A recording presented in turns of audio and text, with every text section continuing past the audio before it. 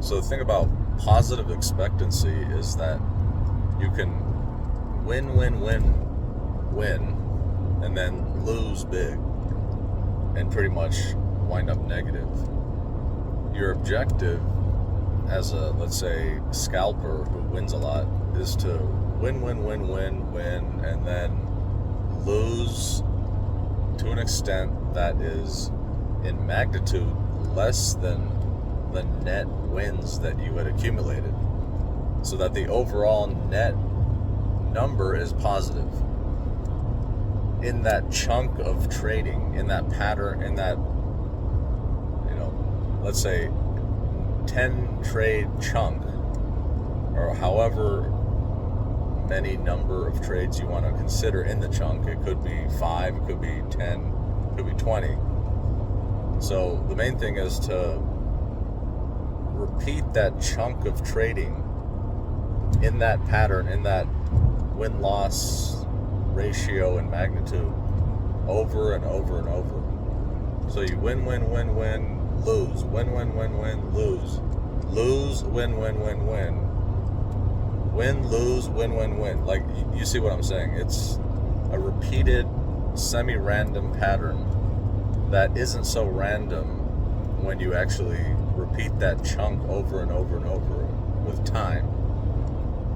And so you see a ascending P&L curve. Now, what makes it difficult is the fact that when you're in the middle of this chunk of trading, you're winning so much that you're like, I can't lose this trade. So you just wind up holding on like an idiot, and it becomes win, win, win, win, lose your ass. So don't do that. Your task should be to identify the signature of a loss if you're very advanced. If you're less advanced, or if you can't actually identify that very effectively, you can systematize rules behind what constitutes an acceptable loss. So if you're the type of trader that, let's say, always sees very clear wins after your entry price, then the signature of a loss should be very clear. Like, you start losing money instantly. There are other traders who have, let's say, longer hold times, and they do see some red in the midst of, executing an entire trade, from buy to sell, that is. So they see a little bit of red, and so they're used to actually not immediately selling once it's red. But if it goes beyond a certain point, or if there's a certain momentum behind the redness, that might be a key signature that you need to sell. And the easiest way to actually systematize that may be to simply have a stop loss at some point, at some hardened value. A more advanced concept is to have, let's say, a dynamic stop loss. So you see how multi-layered scalping itself can be. Like, it's not a freaking joke. Each one of these components is not universal.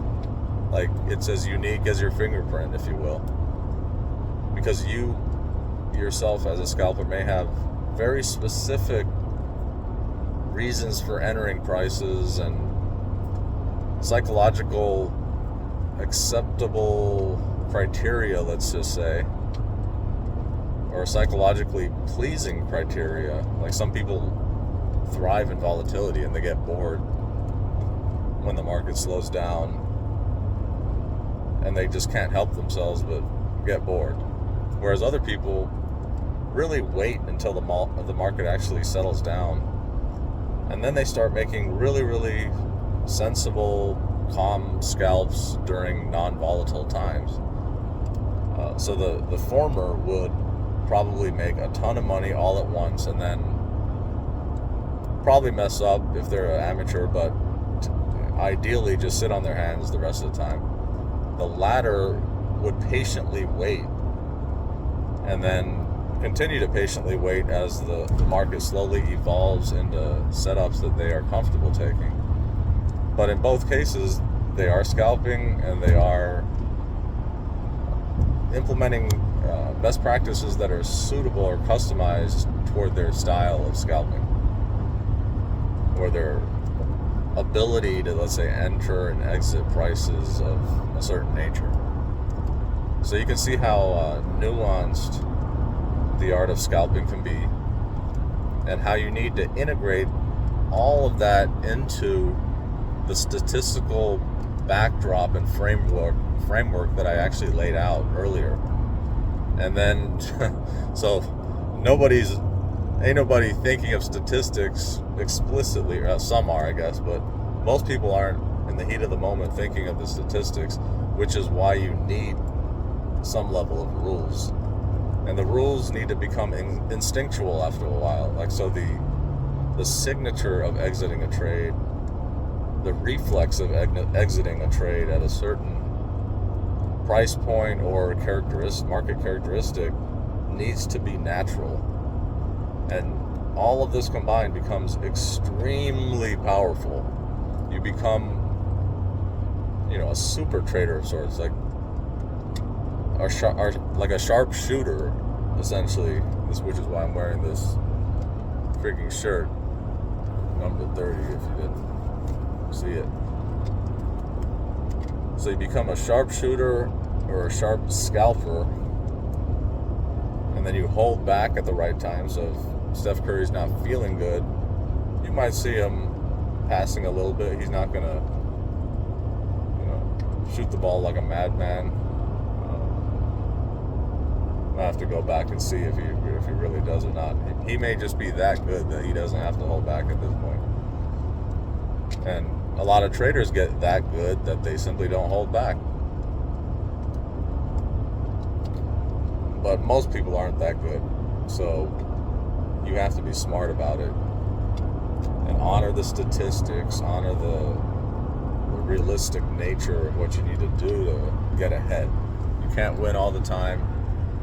Take good losers, know how to cope with them psychologically so that you can honor the statistics and then reap the benefits with time. Before you know it, it'll be easy to actually see yourself make 3 or 4 nice trades and then lose 60% of it on the final trade. And I'm not saying that should be your profit loss model. It could be that you lose 20% of it if you're a really good trader. But some people might have strategies where you make a ton of money and then you lose 80% of it in one trade, and that's something you need to accept and somehow systematize pretty well. And I've done that myself through a specific option strategy that is very quantifiable. Like, it doesn't even take that much psychological fortitude for me to execute it, because it's all within the actual structure of the option and the strike prices and max loss per trade and so on and so forth, max gain and max loss. So my biggest challenge in that strategy is to really just continue the strategy with acumen, with patience, and being able to actually just every now and then accept this massive loss that, in retrospect, even though it takes away much of the gains, it's slowly accumulating. And a mistake that I made in the past was applying this strategy on a very large position size relative to my account. So think of how nuanced. It's not even like psychological. This is pure mathematical. Everyone knows about the Kelly criteria, for example. Smaller position sizing leading to maximal, first of all, survivability. Forget about maximal profits, but just being able to not fall on your ass and having to start all over again is the main thing. So being able to position size smartly in a small position size is something I applied to this option strategy. In retrospect, I was so caught up in the actual strategy and maybe enamored by a lot of the gains that I always kind of ignored what I thought was a black swan. In reality, it's a fundamental part of the strategy. So having lowered my position size and seeing the mathematical reality behind it play out, it's almost dumbfounding in retrospect that one wouldn't have done this. But there's so many elements to being able to just construct it and then execute it and then trusting the math that I see why most people don't do it and can't do it, or never even thought about doing it, quite frankly.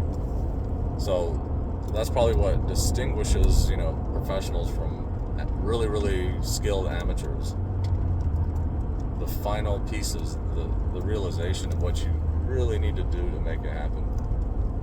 So good luck, and I hope you gain something from this. Good trading, folks.